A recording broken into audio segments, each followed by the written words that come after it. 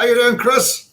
Not too bad, Mr. Quigley and yourself, sir. Good to see you again. Happy New Year. Happy New Year to all of our Ulster supporters and everyone following the three-ball group this evening. Lovely to see you, mate. Right. Okay, folks. Welcome to tonight's Ulster Rugby Roundup show, WhiteWalkers Chat Craic, part of the three-ball rugby group. Tonight's show is brought to you in conjunction with Cainacco Biltong, providers of artisan foods, Auto Door Solutions, which is me, supply and maintenance of automatic doors, and Indie Food, a deli selling Indigenous independent Irish foods. There's a slight difference in how we're doing the show tonight. We've not much to talk about and how we usually look at things Ulster Rugby. Over the last 4 weeks, we've seen quite a few difficult scenes, and we thought we would never see again. And it's basically repeated calls for heads to roll, both our CEO and our coach, the removal of players, etc., etc. Well, we'd like to take a look at some of the arguments for removing the head coach, the CEO, replacing them. Who would you replace them with? Is it even feasible to do it? How do Ulster turn things around in the longer term? Please get involved by putting some comments on the screen and ask questions, and we will try to answer them as best we can. So let's get it rolling. Cue video. Let's do it, sir. Dave's gone for a pee, hasn't he? Hey, how's that TMO's off on one again? He's away off siphoning.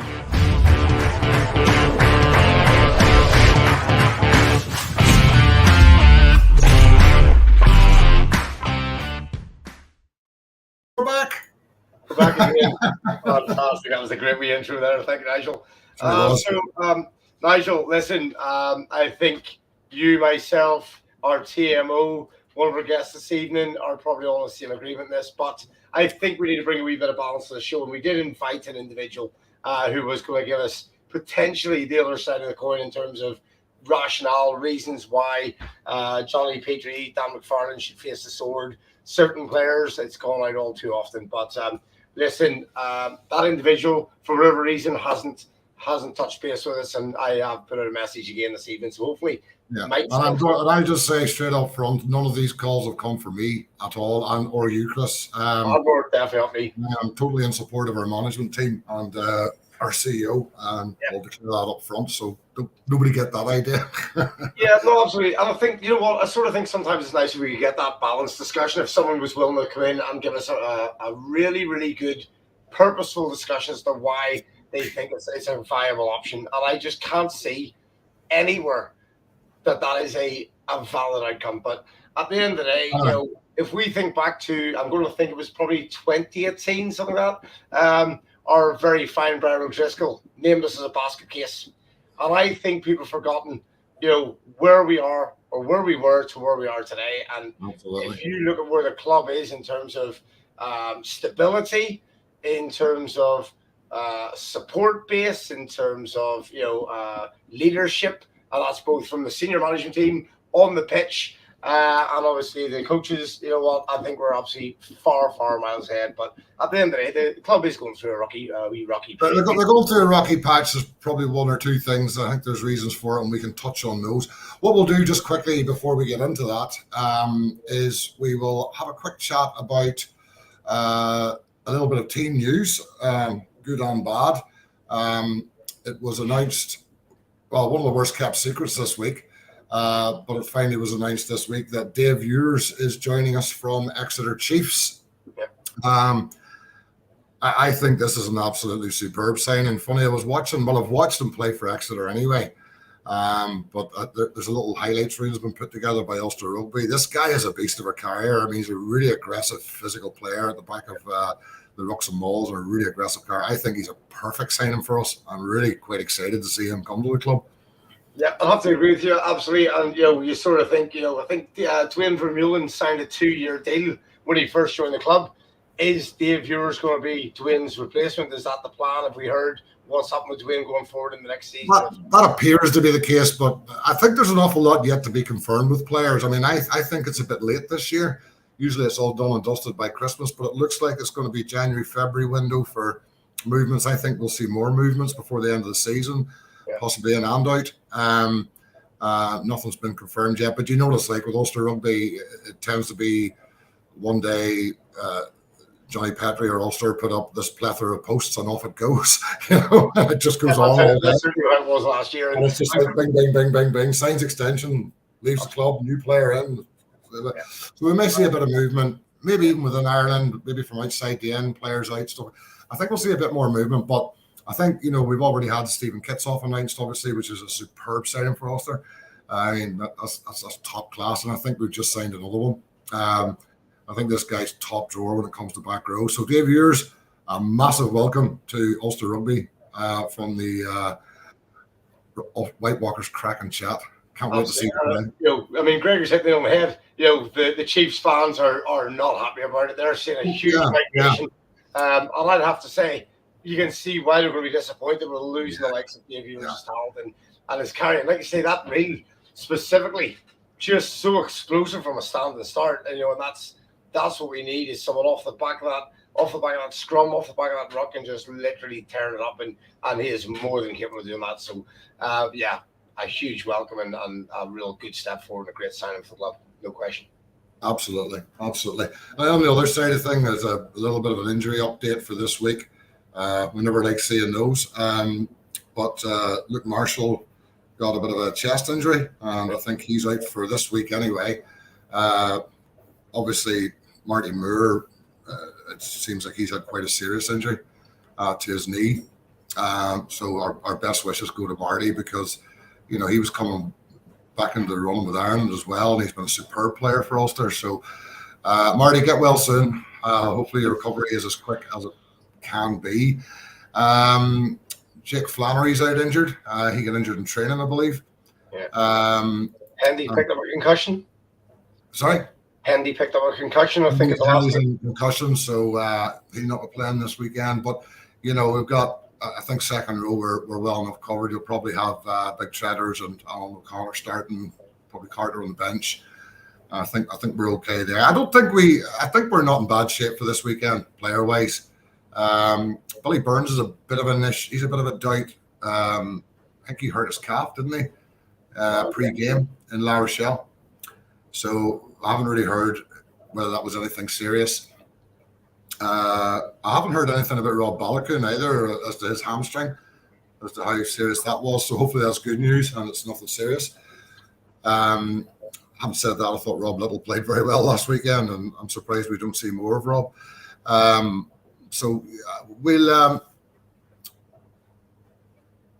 no, and it's. I'm not sure what the. There's Joe.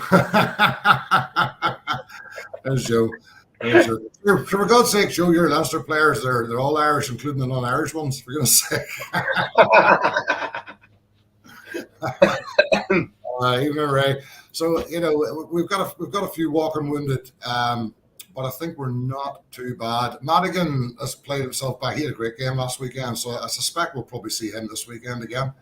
But we'll come on to that as the show goes on. So listen, the thing is, good luck to all the guys that are injured. Hopefully the ones that are not being mentioned are too serious. Marty Moore, got it for you, mate. Hopefully that'll be as quick as it can be. So right, we'll have a little talk about some of the things that have been going on lately, which will probably take up most of tonight's show. And on that, I think we have a guest to introduce. I think we have. Ryan Dave's not at the toilet again. I'll tell you, who needs to get his leg back changed. Here he comes. Mr. Kerry, welcome to Three Bod WhiteWalkers Chat, sir. How are you? Oh, I'm fine. Thanks, guys, for having me on. Good to see you, Simon. Simon, by the way, just as somebody who wasn't there, obviously, the job you did for the SWRC fan zone in La Rochelle, what a job, mate. Fantastic. Well done. Pictures saw them. Everybody that was there seemed to love it. Absolutely superb job, mate. Well done. Yeah, it was good fun. Learned from the master. It certainly looked good fun, that's for sure. You certainly looked like you've had a good time. And even the sort of URSC fans managed to find you. I'm sure it was difficult for them in some cases. In my humble opinion. But anyway, look, we want to chat about Well, first of all, we'll go from the one where we had the game moved from the Ravenhill to the Aviva, and then we had the delegates issue. Simon, I mean, what was your take on that weekend and the way things unfolded, and the seemingly circus events that unfolded that weekend? What's your take on it? I think it was very biased in one direction. I see the way they decided the pitch was frozen and wasn't playable. Rumour has it the referee said he would wait till Saturday morning, and EPCR stood on it and said no way. And then it was moved to the Aviva with no fans, and the delegates from La Rochelle turned up. I've nothing against the French fans getting to see it. After all, they paid a lot of money to come over. But the thing was, not one Ulster fan was let in. So, it was a very unfair move. And from all accounts, and it's my humble opinion, but the pitch was playable. Well, the pitch was declared as fine to play on at 9:30 the next morning, wasn't it? And my belief is Luke Pearce offered to do a pitch check at 10 o'clock. So, yes. You wonder, given that it's a 2-hour trip, why they couldn't have waited to do that, and then nothing needed to move. It really, and that they had plenty of time to move it after that. Plenty of time to get down there, get set up, and get the game going. Another thing that actually annoyed me was that, and like Ronan O'Gara is a great Irish hero, etc., but he was visibly coaching his side from the side of the pitch. He's supposed to be on a ban. I'm not allowed to coach on the pitch, and he was visibly doing it. We could see him throwing codes, take the 3, So to me, it was far. Before I bring you in, Chris, on this, here's just my take on this. I don't think that weekend came out of nothing. When you look at what happened in the Sale game the week before, and the lads were stuck at the airport and had to go home and then come back and then fly to 2 different airports, I would have absolutely no doubt Ulster tried to get that game moved. Yeah, absolutely. Yeah, I agree with you. To get it moved. And they obviously, Sale probably said no, and the EPCR said no, and I would imagine Ulster really pushed to get that changed. And I think that's where things might have started. And it just... Now, in fairness, the Ulster management, the Ulster team, none of them have made mention of that we didn't have enough sleep and I had to travel. They just say, yeah, there was travel disruption. They're professionals. They turn up and try and do a job. But even some of the guys that, I don't know if were you at the game, Simon? The Sale game? Yeah. Yes, after spending, as Chris well knows, 18 hours in Dublin Airport on Friday to get Tell me this. A couple of fans I spoke to after the weekend, they were saying that even the warm-up, the Ulster players didn't look great. They looked tired. The warm-up was less than impressive, never mind the game. Yeah, I would agree with that. So,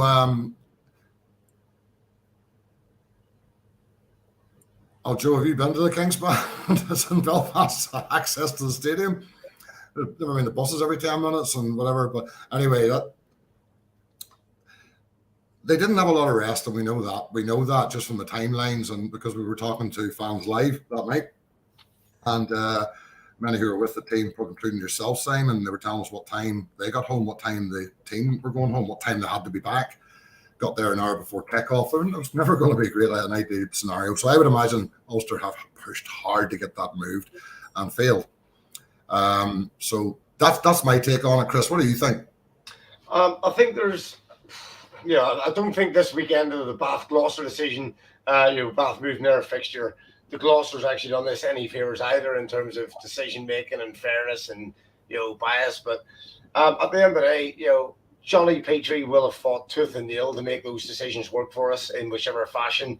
He was very, very vocal in social media trying to justify, how the club was trying to work, how the club had worked so hard throughout the week to thaw the pitch out, and all those discussions background. Jonny tried to keep us up to speed with that, which is, from a CEO perspective, probably more than we've ever had from a chief executive in terms of communication at the highest level about ongoing. I know Rory Best didn't really agree with it too much, but I think at the end of the day, whether the match was moved to a Sunday and made available to all to attend, whether it was moved on a Saturday and made available to all to attend, you know what? I'm going to use Rory Best's phrase and say it is what it is. We've got to somehow move on. Yeah, it is. I mean, we're not going to change anything. I mean, so yeah, we're just sort of trying to put. There's also the flip side that the more that Ulster Rugby dig in and out, the more that Johnny tries to say, well, look what happened to Bath this week. We just know what's going to happen. They're going to throw the hackles up, and it's going to make future discussions a lot more and more difficult. Ulster are under investigation by the EPCR. That's I mean, we're not cutting many breaks from them. So they have to be careful what they say. And I imagine at the end of the day, we know in rugby, you generally have to comply with the ruling bodies. And if you don't, they punish you. So that's probably why you've seen a toning down of comments since that weekend. It was live. It was at the time. They were quite outspoken. That won't have gone down well with EPCR. They don't like people speaking out against them. But I don't know what. And then, of course, we've got the following weekend, which we'll go over, because I think that was a bit of an issue as well. So we went over to La Rochelle, who, by all accounts, and Simon, you can tell us they were great hosts. The fans were superb. Really. The bar was superb. But I want to talk more about the game. Horrible weather conditions. Obviously, really terrible for both sides. Now, I watched 3 games that Saturday. On every game, there were penalty tries, except ours. I watched the game. No, 2 of the games. No, 2 of the games except ours. On the Sunday, I watched a game where a penalty try was given, but not ours. Now, on every occasion, when the referee went to yellow card on a line maul dropped, he gave the penalty try and the yellow card. On ours, he decided not to. And I don't understand that. I mean, in the London Irish game on the Sunday, there was 1 offence by the defending side. 1. They dropped the maul once and got a penalty try and a yellow card. On the other games, there were 2 or 3 goes at it. Penalty try, yellow card. We had 5 penalties before that, and I think it was 3 maul drops. At least 3 maul drops in that, and he didn't go to the sticks. So, again, we can't change anything. It's not going to change it. But for me, that was a very, very strange call by the ref. What do you think? Yeah, I would totally agree. I was sitting on the 22 on the opposite side from that, and we were waiting for the yellow card. When the yellow card was given, we were surprised that a penalty try wasn't given. And next maul, exactly the same thing. They brought the maul down, and he penalised them again. Well, if it was a yellow card the first time, it's the yellow card certainly the second time, and it should have been a penalty try the second time, if not the first time. So I think we were robbed in that respect. That referee, I don't like knocking referees. I'm not knocking the referee, but I don't think he's capable of refereeing at that level, because that's the guy, remember, who let the try in or disallowed the try that would have won the game in South Africa against the Stormers, the first game against the Stormers, would have got us 5 bonus points, the bonus point and 5 points, which would have left us with a home quarterfinal. And he couldn't make his mind up. He talked his way out of it. I think he's just, with the big occasion and the crowds against him, he'll give the decisions to the other team. And there were some farcical decisions in that match.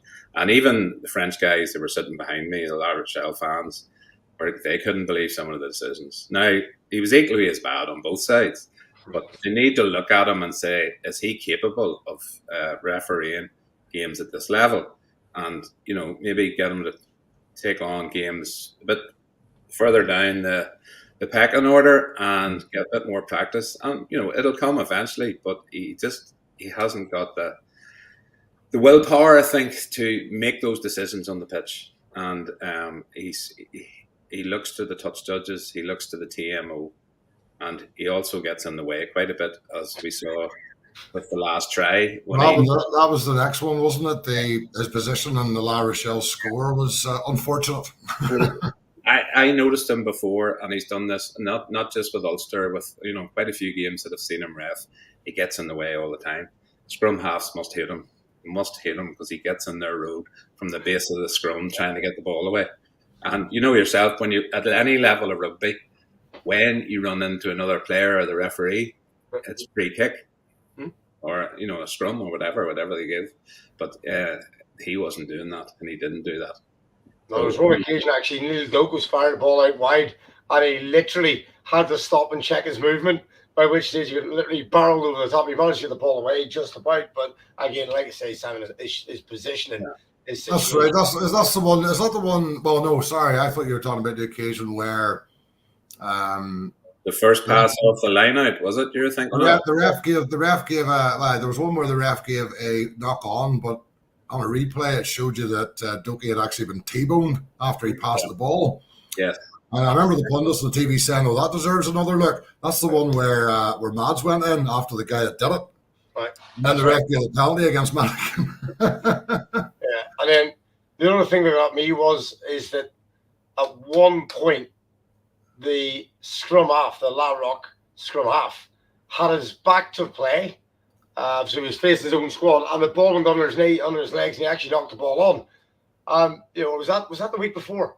I'm trying to. There's so much rugby now going on. I can't remember everything. It's. But there was a clear knock on. Actually, just let it go. Actually, it was a week before when they went on to kick that ball across the pitch, and the winger ran onto it and went under the post. But another decision just going. Well, the thing about I've not played rugby at a professional level or a high level, but I played it for over 20 years. At school and club level, and even. We watch, we're at age now we watch lots of games because we can't play them anymore. And where you've got a line attacking maul or an attacking ruck, 99 times out of 100, the ref is on the attacker's side. Correct. Okay, because he's watching the pass coming out, making sure there's no knock-ons at the base of the ruck. And he only goes round the back if he can't see a grounding. Or he goes round to try and see if there's a grounding. And you often see the ref turn around the ruck to see if there's a ground. And I remember looking and going, what the hell is he doing standing there? And you seen Ben Moxham trying to push him out of the way, and he wasn't moving. To be honest with you, though, I'm slightly disappointed in Dwayne Vermeulen on this because he's an old stager and he knows the game. Yeah, that referee's head should have been buried so far in that ruck. The La Rochelle 9 thought his head was the ball. And then he would have blown the whistle, but he probably Vermeulen. I couldn't understand why he wasn't just dumped straight into the pipe. Dumped straight into the back of the maul. Then he would have blown the whistle and got up and got out of the way. You know yourself, if the referee gets in the way and he keeps getting in your way, one of the forwards will take out the referee.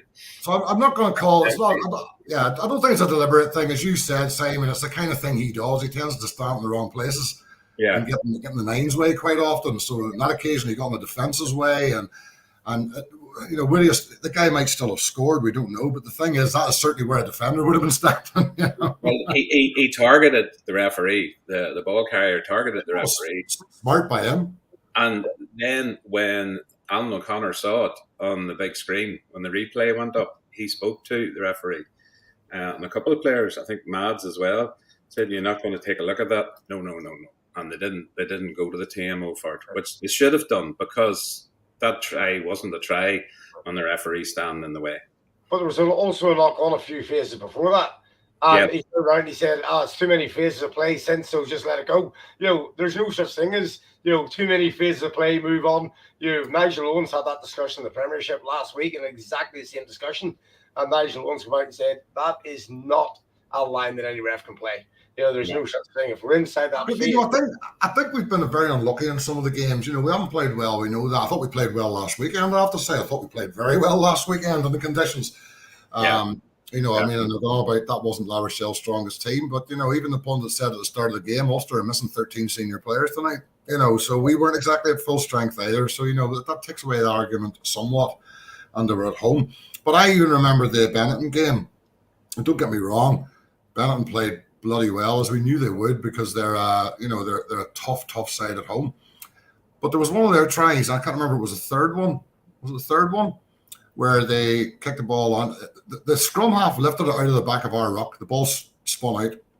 He put his hands down, and I immediately shouted, knock on. That's a knock on. The ball rolled forward off his hands. They lifted it, kicked it, they ran down, another phase or two, and they scored. And I was thinking, they're going to go back and look at that. That's a knock on. They can look at it. And I'm thinking, there was definitely a knock on at the back of that ruck.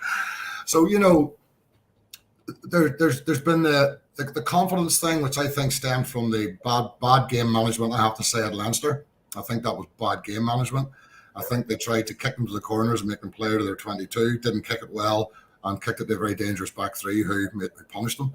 And Leinster will take every chance you throw at them. You've got to not give them chances. And I think it started there. I think we've been the victims of a few bad decisions by EPCR possibly. And just a lot of things have chipped away at the confidence. And then, you look at the last 3 games, we've been very close to winning. And I would say, if we just rewind even back a wee bit further, I would say most of it has stemmed from the incident in South Africa when the guys went down. Most of the squad were hit with that massive bug, lost a huge amount of weight, well-being, and when they came back, it was pretty much straight in that Leinster game. First half was great. Second half, they ran out of gas, and then from there, the confidence was washed away. But that's possible. And I'll just say one thing, and just keep people thinking that's a lame excuse. I mean, I worked with a fella that did a lot of charity work in Africa, and he went over to an African nation to help build a school for 2 weeks, and he took a tummy bug, and he came back from Africa, and he ended up in hospital because the weight just fell off him. And he had to get his stomach pumped out and repopulated with bacteria, right, because the stomach was just doing nothing, And that's the kind of illness you can pick up. Yeah. And as you say, the weight just fell off. I mean, literally just fell because he was eating food and he was taking nothing in, basically. Nutrition being absorbed. If you take it from their elite athletes, basically those rugby players. Now, if we were to lose 6 to 8 kg, it would be fat we'd be losing. And I'm not saying my wife would be delighted. But yes, we would all be probably delighted. But those guys are all muscle. So they're losing 6 to 8 kg of muscle. It takes a long time to get that muscle back. Yeah. Because you've lost that, a lot of the muscles damage that you have because it's deteriorated. And then, they played against Leinster and they played well in the first half. But if you look at it, 3 leaders on the pitch, young Stewart, the hooker, Handy, who was only back, was playing well, and John Cooney all suffered head injuries and had to go off. So that took the heart out of the side as well.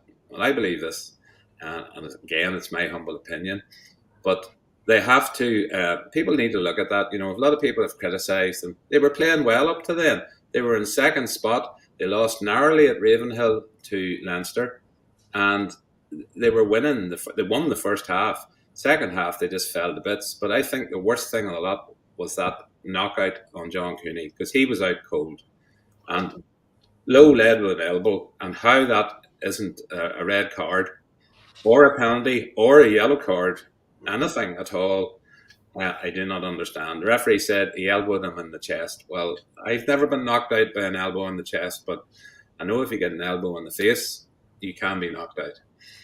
So, and I don't know what you think, guys, but I think that's where it came from. When Cooney went down, I think guys were worried about him because he could have been dead for all we knew for 10, 15 seconds. And then, as you know, I spoke to John on the way home with the wife. We had stopped at the Apple Green, and he actually said, I don't even remember hitting the ground. He just remembered bang, and down he went, and he didn't remember it. So he's definitely out.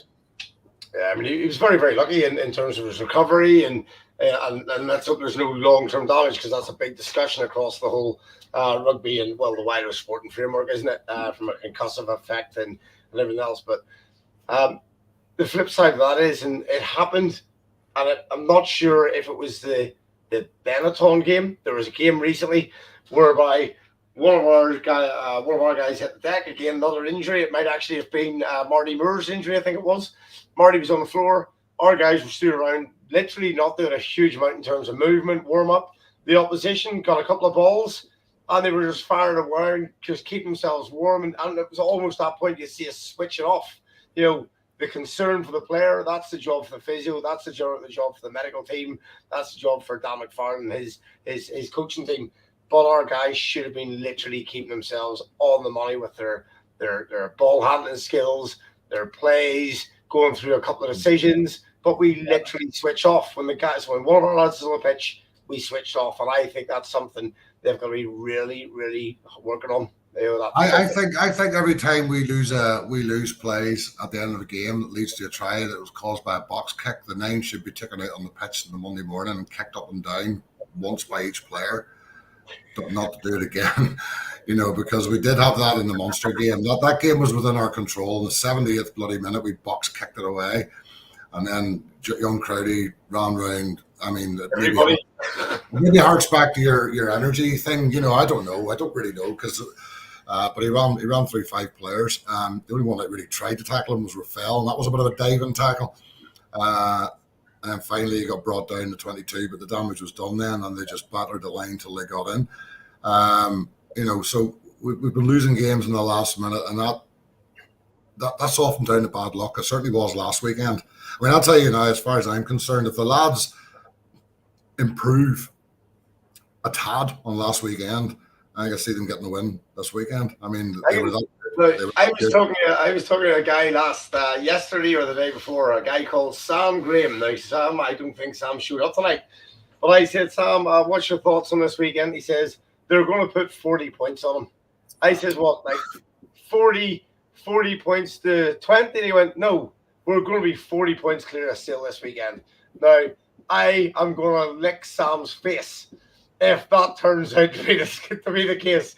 And I tell you what, I will take a video of me licking Sam Graham's face if we put 40 clear points in Sale this weekend. So I'll take a win. Our match day 23. Right? But guys, you know what? I predict a win this weekend. I think as long as we can carry that momentum, and there's no reason, because it was building last weekend. The weekend before, you get CS getting that. I think I said, Simon, we are going in the right direction. They're starting to hit their straps. That wee bit of luck is all we need, and then it obviously just fell away at the last minute. But yeah, I think Keith Rollison reckons Sam's been drinking. He's off his meds. Keith. It's actually a valid point you're making, because what one of the differences was last weekend, although we conceded a try at the end, but there was a lot of stuff led up to that. I'll even say the Nick Timoney turnover that was given as a penalty some months before that. I couldn't see a damn thing wrong with that. It doesn't matter if the referee says release or whatever. It was a perfectly good turnover. It shouldn't even have been questioning that. And I was scratching my head. I was sitting watching going, what did he give that for? Not releasing. He wasn't the tackler. He went straight over. It was a perfect turnover. Yeah, it was great. We've been there now, but it was an 80-minute performance against Munster and an 80-minute performance against La Rochelle in the last game. And that was good to see, because we didn't really have that prior to that.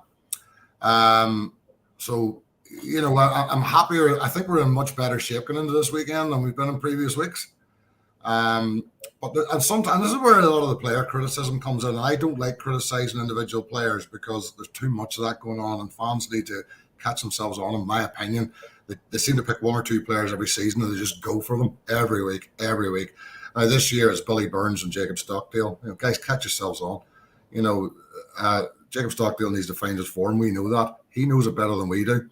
And he will if he gets game time and a bit of pace to get on with it. Billy Burns, I've never thought was as bad a player as people make him out to be. I'd like to see him various kicks more, because we know he has them. But I actually think we've played him less than 100% fit on a few occasions as well. I mean, I've seen that lad hobbling around the pitch playing, and that's not good. But we never had a real viable option for him. We now do. Madigan's back in and fit and playing, and he looked good on Saturday. So it's great to have him back in the mix. We need that. I'm going to throw in a curveball, right? I know this is something that IRFU would absolutely object to, but I think Doak should be given a chance at 10. There's been a bit of calls for that, hasn't there? I think he did play 10. I think he plays some really intelligent kicks. His kicks last week were high. They were hanging in the air. They were giving our guys a chance to get underneath them, chase them. And there was a couple, because of the wind, were carried over the touch. But actually, in the greater part last week, his actual positional play and game management was fantastic. I think he could easily carry that into a 10 role. Mm-hmm. I think young Doak just needs a bit more time. And when he's at 10, he's got that wee bit more time than you have at the scrum half position to kick the ball. And I think that's really, he's rushing, he's trying to be brilliant, and he's just not letting it come naturally. He's trying too hard, basically. And he's better at 10, because he's got that wee bit more time. Chris, as you know from playing 9, if you moved out to 10, you've got that wee bit more to think about it. and that helps him. So he'll get there. I've talked to John Cooney a couple of times in recent weeks, and he thinks Neil Doak is a superb player. Or not Neil Doak, Young Doak. Young Doak Nathan. Yeah. So he says that they're great friends. There's no rivalry there, and there's been a lot of talk about trouble in the camp. There's no trouble in the camp, and I've been with them on planes. I've been with them in the airport. I've been at matches, and they've come over and spoken to us. And there's nothing wrong with them. It's just they don't want to lose. No rugby player goes out on a pitch to play rugby to lose a game. You go out to win. Because if you go out to lose, you'll end up getting injured badly. Yeah. And I think that's pretty much, Vermeulen said that in this midweek interview, didn't he? He said, we go out to win. We go out to get it 100%. We go out, we're not going out there to make up the numbers. We're going out to be winners. And I don't think if there was any chance whatsoever that Dan McFarland lost the dressing room, it wasn't displayed in La Rochelle last weekend. There is no way would you put that much effort in if you'd lost the championship. Totally agree. Another wee mention of all, mate, because we talk about how things have gone badly or whatever. I think he wasn't there last weekend, so he wasn't part of that great team performance. But I think Stu McCluskey has been a standout for us in recent weeks. I mean, he's been the most creative player on the park. He's created tries, through his passes, through his kicks. We call him the Bangor bulldozer, and he kind of gets tagged with that. There's an awful lot more to that man's game than being a bulldozer, and he's been showing it in the last few weeks. And he's kept us in games at times, just with his passes, his kicks, and his carries.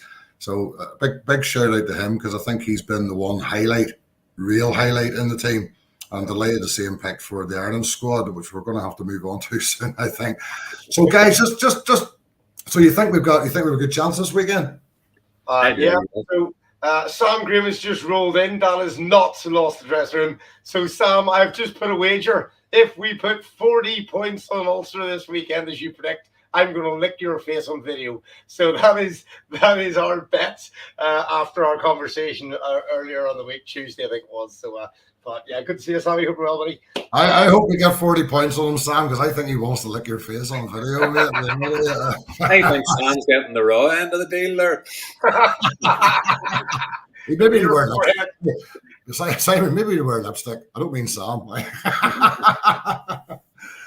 But I think Johnny Watt was on the money there as well. Actually, the big Stu is a great opportunity with Bundy falling slightly in favour. But Bundy's still in there. I mean, something's happened at Connacht with Bundy. He doesn't seem to be getting selected. I don't know what's happened. I don't know if that's a bit of a fall. You never hear until later down the line what's going on, but he seems to have fallen out of it. Now, I would say his replacement's playing well as well, so maybe they're rewarding effort and good play. But I'd like to think Stu McCluskey has a hell of a good chance to feature in the Six Nations, and I think he's done enough to do it, to be honest. So I agree with you guys. I think if we take the momentum from last week and work on it this week, which they obviously will, we'll have Stu back. We'll probably have a few players back this weekend that we didn't have last weekend. Obviously, we're losing one or two. But I think if they play like that and improve on it 5%, they'll win that game. I really do. And also Sale actually are quite, I mean, they've had a lot of band there too, haven't they? Lisa, he's out through a ban. Yeah. And they've lost their 2 props through injury, I think. Or is it 3 props? They've got a few injuries too, so they're not going to be coming full pelt. They're going to come to win because they have to as well. But it'll be best squad available for them as well. I think it's not going to be their front 15. Yeah, well, it was lovely last week watching Tuolangi being dropped in his house. To be fair, sorry, it was lovely last week watching Tuolangi being dropped in his house. And Big Stu will be waiting for him on Saturday, and he's done that before as well. Absolutely. Well, he got dumped on his backside in that game away a few times as well. Yeah. But it's going to be interesting. I think we will do it, and I just hope that Ravenhill finds its voice, because a few weeks in a row it's been a wee bit lacking on the volume, on the passion, on the drive, the motivation. I think if the fans can really, really find their voice this weekend, it could push through that line like that. It really has been this season. I guess maybe a fall out of COVID and things, and then obviously when the team's not performing well, but that's when you do need the fans to get up and that's get back in. Yeah, above all. Yeah. Because I mean, it's not that long ago. I can remember taking my daughter to a European game, and I think we were playing, I can't remember, it was Racing, no, it was Clermont, and it was a horrible night, and the volume in that stadium would have deafened you. It would have deafened you, and that wasn't there. Last time it was in a full house. There's wee bits of it, but I don't know what's missing or what would help. A lot of people are shouting to get the wee band back, and that seems to be a Marmite thing. Some people loved it, some people hate it, but well, we'll have to hopefully get a bit of atmosphere going, because there's no doubt about it. Of course, it helps them. Of course, it does. It doesn't help Claremont at the minute, mind you, but that's a different story altogether. I was they've gone very bad this season, but that's a different story. That might actually favour us this weekend. Yeah. Yeah, that could well be part of our goal. It's a sad thing to say. I actually don't think they'll win. I don't think they've got. And Racing's another team that seem to have fallen away. I mean, I think Leinster are going to absolutely trump them this weekend, and they should. They trump them away, for goodness sake. And I mean, they squeezed a win. Did they squeeze a win last weekend, Racing, or did they lose? Lost last weekend, didn't they? They lost last weekend, didn't they? Yeah. They're not in a good place either. So you can see problems coming there. I'm going to briefly touch, guys, on this because I'm not going to dwell on it. It's not a thing I even, it's in the schedule. We discuss it. Jonny Petrie, Dan McFarland calls for their heads to roll. Can I just lead on this? Guys, if you're on our little chat today, can I just ask you for a show of hands, a thumbs up to keep Jonny and Dan, or a thumbs down if you think Jonny and Dan should be showing the door? For me, it's definitely a thumbs up for Jonny and Dan to stay in position. Definitely a 2 for me, 2 for them. So there's 6 already. So guys, I think the guys who believe that they should be showing the door are off their meds. They've done phenomenal work for this club. Their ability to communicate with the fans is far beyond anything I've ever experienced before. The drive, the motivation that they're bringing across all levels of the game, whether that is at grassroots rugby, whether that's women's, whether that's wheelchair, whether that's mixed ability, they're starting to put the tag on our club in a different way that we've never experienced before. And for me, I think everyone's off their meds, thinks otherwise, but it's only, in my humble opinion, that's all it is at the end of the day. Happy to share it with you. Well, I'm listening to the likes of Simon and Sam, who are traveling with the players, who are traveling with, and they're talking to probably the coaches and the players as well. I mean, these people know and they're saying the dressing room has not been lost. And if the dressing room has not been lost, then it's other things causing this. It's not the coaching, because we've seen how well Ulster can play when they're firing on all cylinders. They can take anybody apart. We've seen that. Yes, we want to see more of it. There's a reason for this, and we don't know it. And it's not Mr. Fan behind a keyboard going, I think Dan's taking us as far as he can. I'm sure he's a lovely fella, but no, you get behind him. You get behind him. You will not remove them. Get behind them. And I think they're a great pair for our management. I think Jared Payne was a bit of a loss for us, but I've got to be honest with you, it ain't going well for him at Claremont. Their defence is not good, but there's something else wrong there, I suppose. They have lost the dressing room, and Gibbs has lost the dressing room, and that's why he's now jobless. But that didn't look the way to me. There's something wrong. And you've raised a couple of things I didn't even consider, both of you tonight. The trip away to South Africa, the illness, and then things have just gone wrong bit by bit, haven't they? Week after week. What do you think, Sam? It's just an accumulation of different things, different factors. Refereeing decisions, weather, EPCR decisions, just the sickness in South Africa. All these things have gone against the guys. And then you've got the big negativity that for some reason we have as Ulster fans. You always have to look for the negative things instead of looking for the positives. It's like that petition I ran. Now, 14,000 people looked at that, and only 884 people signed it up. And it was getting reasons like it's a scam. Well, if you know what I do for a living, it wouldn't be a scam. I wouldn't be putting a scam on Facebook and putting my name to it. You have to donate money. Nobody was asked to donate any money. There was lots of things, and that's why they didn't say it's not going to get us anywhere. Well, having a petition and people signing it, it's going to get you somewhere a lot further than not doing anything. So all we wanted to do was get out there and say, look to the team, we're behind you. Look at that. We think it was wrong, and let the powers that be in Ulster decide if they want to pass it on or if they want me to pass it on. So I've emailed it all to Jonny, and Jonny will let me know what he wants done with it. If he doesn't want it to go because it's going to cause more aggravation, it won't go. Yeah. And exactly. thanks again. Yeah. Totally Jonny, agree, Simon. Totally agree. Absolutely, he's absolutely brilliant. I mean, I've met him in Munster. Met him in Munster the first time, spoke to him, and great crack. He got things sorted for us going to La Rochelle. He got stuff sorted for the Sale fan zone. He's been a good guy to the fans, and he's always willing to come along and say a few words and meet the fans. And he came out and he spoke to the fans, and so I don't know what went on there. Personally, I think the guys should have gone over to the travelling support, but I don't know what exactly happened. But I mean, people think there's no passion and this, that, now. Those guys come off that pitch in La Rochelle and they were absolutely busted. They had put everything into that game, and some of the young lads, they came over to us to shake our hands and thank us, and they were in tears. They were literally in tears. The emotion was there. They wanted to win that game, and you could see it. And that's the passion is there. All it needs is the 16th man to get off his backside and start roaring and shouting and get the atmosphere going again. And I'm not going to go on and on, but the talking to the bosses in the La Rochelle airport on the way home while we were waiting to board the plane, and they were asking me, what are we going to do about getting the atmosphere? And they're chatting away to me, and they're going to start looking into what is wrong, talking to the fans. It's the same as that survey you get when you go to the match. Season ticket holders get it. People say, so what do you fill that in for? And I say, well, if you don't tell them what went well and what went wrong, how are they going to know to fix it if you don't tell them? So, is it? A lot of people, the Mermaid thing I say about the band, but I always felt when I was there, and I think that drum beat and the wee trumpets playing, it kind of reminded fans what they were there for at times and got them singing. I don't think it did any harm.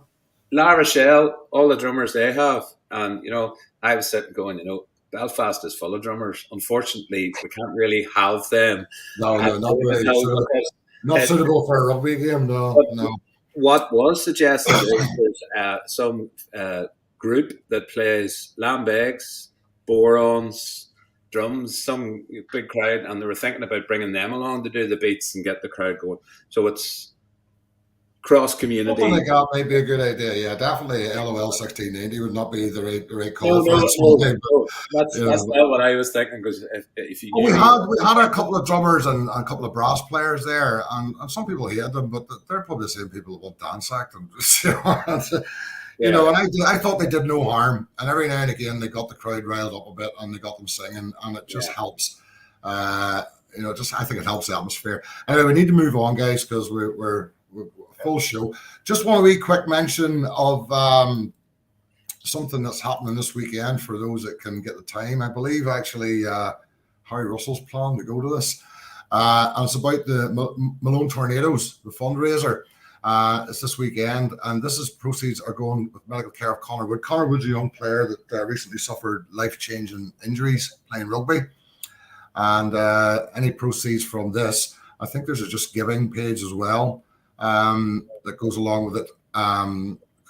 Actually, Conor Gregor showed me that before. So, Conor, if you even want to put the link up, happy enough. So, if you can attend that, if it's nearby, or you can go to it, guys. Any money raised will go to young Conor's care, and we look after our own, young and old. That's the plan. So let's see if we can't do something for this young lad. Also, we've got an announcement today that Ulster Rugby are to receive £5.1 million, and that's for development within clubs at all levels, and for more inclusion. It's for facilities, change of facilities. I believe quite a bit of it's going to go towards promoting the ladies' game as well. So this is all good news. This is great money. Much needed, I would say. So we'll probably hear a little bit more about that. Dave, of course, knows all the Northwest teams that it's going to. Well, he would. There's probably 4.9 million of it going left. It is leveling up. They need all the money they can get up in that corner anyway, so let them have it. Absolutely. He mentioned City of Derry, Coleraine, and Oma, and I'm going like, what about the rest? but it's a seriously welcome injection of money in at club level, because clubs have struggled really badly with COVID as well, probably more so than the professional clubs even.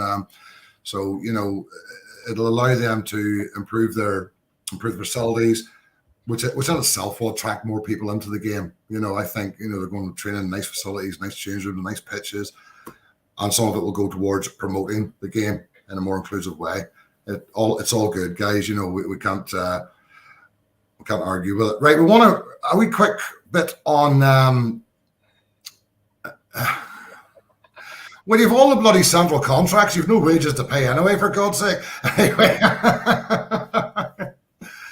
But okay, so the Ireland team was named today, and we've got 5 players involved in it. That has caused not much of a stir. Probably one has. Obviously, we've got in the front row, we've got young Moores playing. He's been picked. Second row, Henderson. No back row players, which I kind of understand given the depth of back row quality we have. But I'd say Nick Timoney's probably a bit disappointed to miss out there, as is probably Treadwell at second row. We've got in the backs, we've got Jacob Stockdale, and we have got Stuart McCluskey. So there's only 5 players involved at this stage. At no time will all 5 be on the pitch at the same time. Now, it's good to see. I think a few players will feel aggrieved. What's your feeling, guys, on those selected and those not? Those selected, I'm just going to target the discussion on that was going around today about Jacob Stockdale, and that was a big surprise and bits and pieces, especially given that yesterday it was announced that his central contract was on the line. So for me, I was sort of thinking to myself, well, actually, has that been absolutely decided? Is that a concrete decision, or has Stockers been given 5 games to actually prove his central contract? It's almost like a job interview for his contract. It's not come from IRFU. It's come from the Indo. I mean, it's been copied and pasted on the others, as it does Telegraph, etc. So I think I don't think it's been confirmed, but it sounds legit from the way it's been reported. But we don't know until the IRFU set. It did seem strange that he then the next day he's picked for the Ireland squad. Seems a bit strange. I don't think Ireland would be releasing that information if it was true, and then picking him the next day, because that's not going to do anybody's confidence any good. No, I wouldn't have thought so. It's a strange thing to do, leak that he's losing his contract and say, by the way, you're in the squad. You could be right, Chris. Maybe he's been given this block of game. I don't know. I mean, he had a horrible injury. He showed a little bit of form to start season, sort of dropped off a bit again. He seems to come in and out of games a bit. There's a bit of confidence and maybe a fitness thing there. I don't know whether it's wise to keep the pressure of performing for Ireland simply because he's on a central contract, or let him pick up his game back at Ulster and get back to where he was, because you got to perform for your province first, I would have thought, before you pick for the Ireland team. And he's been thrown into that squad again, and he hasn't had a huge amount of game time. I don't know. We seem to do things a bit upside down with Jacob Stockdale. There's a possibility. Andy Farrell's a very astute coach and manager, and it's just highly possible that Farrell has been involved in the camps, decision making, looking at what Stockdale's doing. Actually, you know what? There's a fit for what he's doing in this squad right now, and he's still determined to bring him in. So it's quite interesting. I think a few of our guys, like you said, have been really unlucky with not being selected. Great to see McCluskey being given the nod into this squad. He definitely, above all else, deserves it. Great to see O'Toole getting more development time and being back in there. Hopefully, get some game time. Rob Heron, it'll be interesting to sort of see where he sits in terms of the pecking order, because there's some great hookers operating across Ireland at the minute. And then obviously, I'm really surprised Ballycount didn't get a select. I know he's injured, but whether that's going to be a later on that he gets picked up, he is injured, isn't he? Yeah, he is. Yeah. Who? Ballycount. Yeah, well, his hamstring was giving him a bit of trouble, but they haven't confirmed that it's serious or suspected or whatever. Yeah. But given he had a very bad hamstring injury, it kept him out for a long time, they'd probably just be interested with him. So it's going to be interesting, really. Just generally, I think 5 was about right. I think I said that the Sam earlier in the week. I thought about 5 would be not necessarily the 5 I expected. Hendy, great. I think Hendy probably played one of the best games in a white shirt last weekend against La Rochelle. Well, he was awesome last weekend. Yeah, he was, he was and probably amongst the best Hendy I've seen for a long time, actually. And we're not talking about starting 15s and top players, but I think Treadwell will feel a bit disappointed not to be included because he's featured quite heavily in the Ireland teams lately. You go back to the All Blacks tour. Timoney will probably feel a bit aggrieved, but he will appreciate the competition that is there for back row places. Possibly Mike Lowry as well. But this can kind of happen when your team hits a bad patch. It's hard to shine.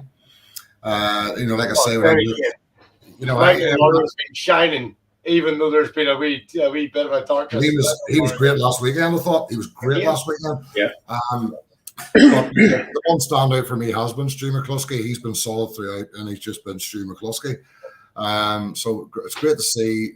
And this is only for 2 games. This could change. And there's going to be injuries. There's going to be things. So you'll see people coming and going.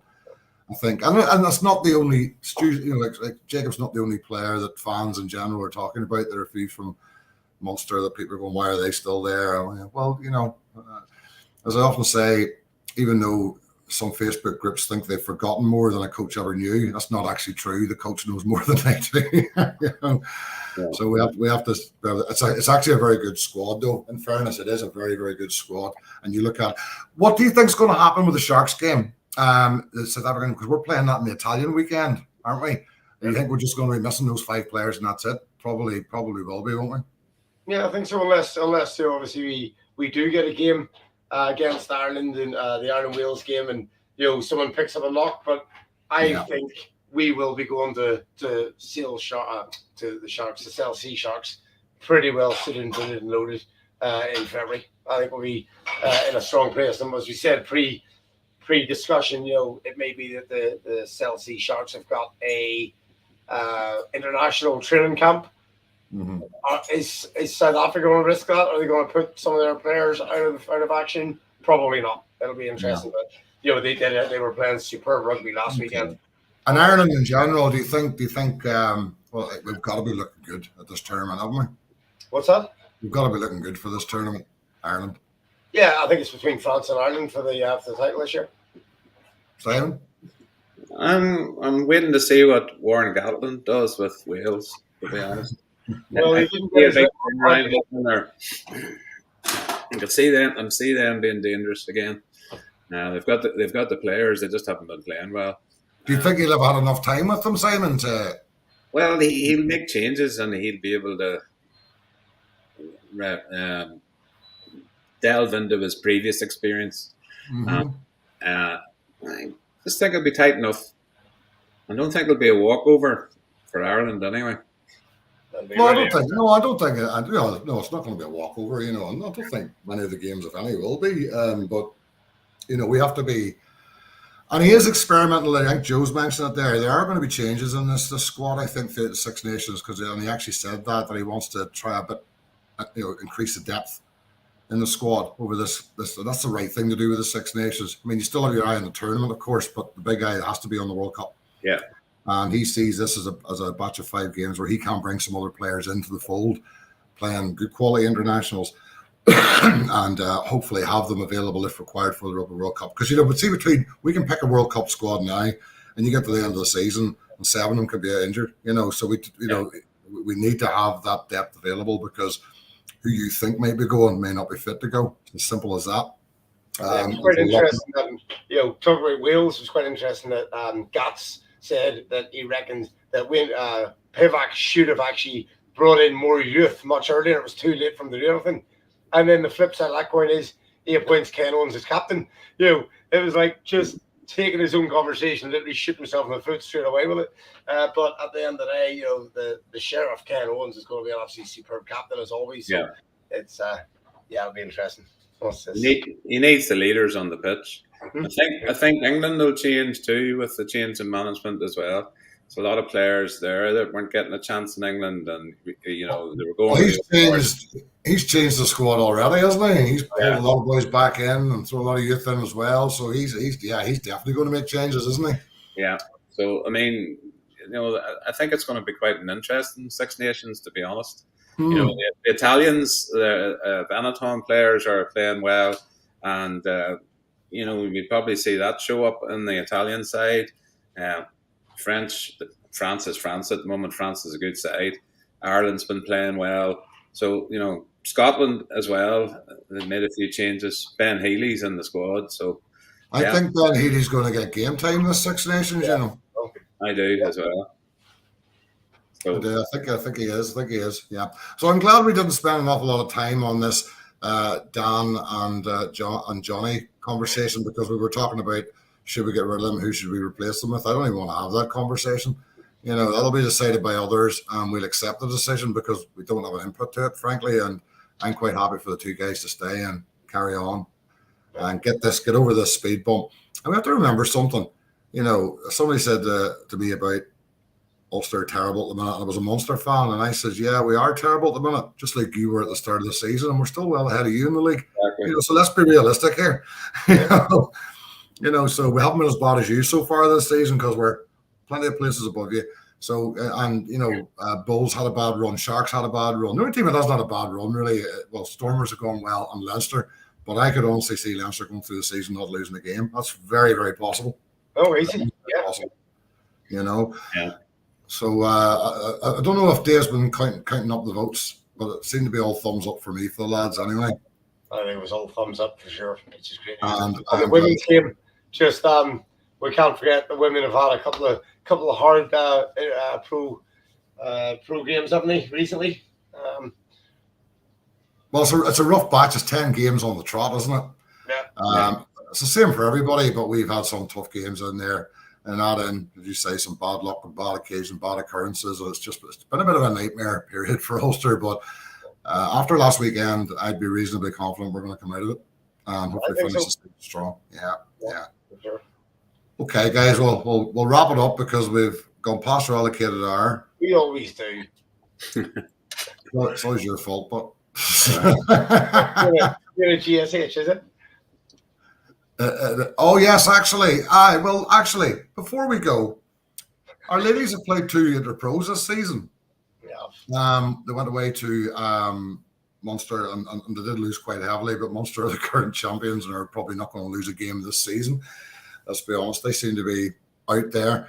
Last Saturday was a bit different, or last weekend was a bit different because they went behind in the first half, but they staged quite the fight back in the second half.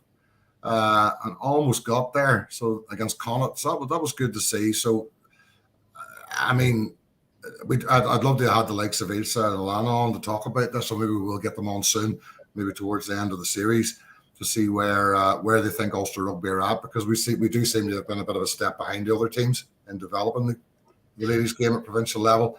But there are some damn good players in there, and I have no doubt they will improve. They damn near did it last weekend. So, you know, and it's going to take that kind of intensity, that kind of game to really drive the women's Irish squad as much as anything else. You know, and I still believe all of our teams need more exposure outside of the 4 provinces. Our academy, we have that discussion every time. The women need to get out and about and actually face, you know, the female teams over in the Premiership from time to time, and just really build up that match day stamina that you need to carry over the 80 minutes. So, yeah, it's going to take a while, but that 5.1 million won't go amiss to help all the clubs anyway. Good, yeah, absolutely, and good luck to the ladies in their next game, and good luck to Ulster this weekend. Softall for both. Yeah, Softall. Did we say Softall? Sorry, for ladies, I don't know. I think so. Me like. I know. Alana could tell us that, but all right, guys, we'll wind it up, folks. It's been brilliant to have you on tonight, and Chris, thanks very much for coming on. Simon, even. I was going to say. Simon, thanks very much for coming on, and again, well done on the fan zone in France. That was a superb job by you. Really enjoyed your insights, and particularly your insights for me for the time you spent with the team, traveling and talking to them, because I think, you learn far more doing that than any keyboard warrior does behind a keyboard, and that's just fact, So, really do appreciate your input on that and your information there. That was very good to hear. Chris, you're welcome. As always, sir, thank you for hosting our show, Nigel. Good to see you. Simon, thank you for popping on and sharing your insights as always. And we will see you guys in the next couple of weeks. And we'll catch up, Simon, in Cardiff for a big fan zone once again in a couple of weeks. We will, yes. Okay, I was talk to you about that, actually. But after you stay on, we're not going anywhere. Right, guys. Thanks right. so much for your evening. Right. Thank you very much, folks. See you later. Bye-bye.